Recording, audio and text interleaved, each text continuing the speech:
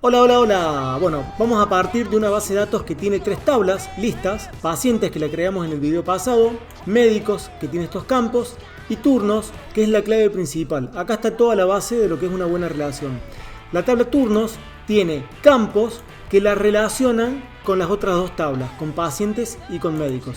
Así que quédate que en menos de 2 minutos te explico cómo relacionar tablas en Access para que después puedas hacer tu panel de control en Power BI. Bueno, para crear las relaciones, lo único que tenés que hacer es ir a herramientas de base de datos y elegís el botón relaciones. Eso te va a habilitar el panel. Botón derecho mostrar tablas. A la derecha te van a aparecer las tablas. Le vas dando doble clic para que les agregue el panel. Y ahora vas a colocar tu tabla turnos en el medio por una simple cuestión de comodidad. Y vas a unir los campos que tienen en común. La historia clínica de la tabla turnos la vas a unir con la historia clínica de la tabla pacientes.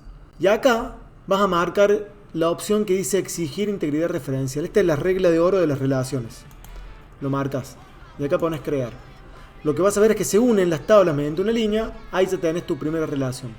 Vas a hacer lo mismo con legajo, que lo vas a unir con el número de legajo del médico. Y vas a marcar también exigir integridad referencial. Lo que le estás diciendo acá con el botón de exigir integridad referencial es que cuando vos cargues un turno, si cargas un legajo de un médico que no existe, si no está el legajo en la tabla médico, no te va a dejar cargarlo. Entonces ahí realmente se cumplen las relaciones y tu base de datos funciona correctamente. Ponemos cerrar, te va a pedir que guardes. Así que listo, mira, en menos de 2 minutos ya relacionaste todas las tablas. Bueno, y con esos simples pasos ya tenés toda la estructura organizada para hacer el análisis de datos. Ahora te falta el paso final, conectar Access con Power BI y hacer un poco de magia con lo que son los tableros de control o los dashboards. Así que te voy a dejar una tarjetita para que vayas a ver el tercer video donde lo explico.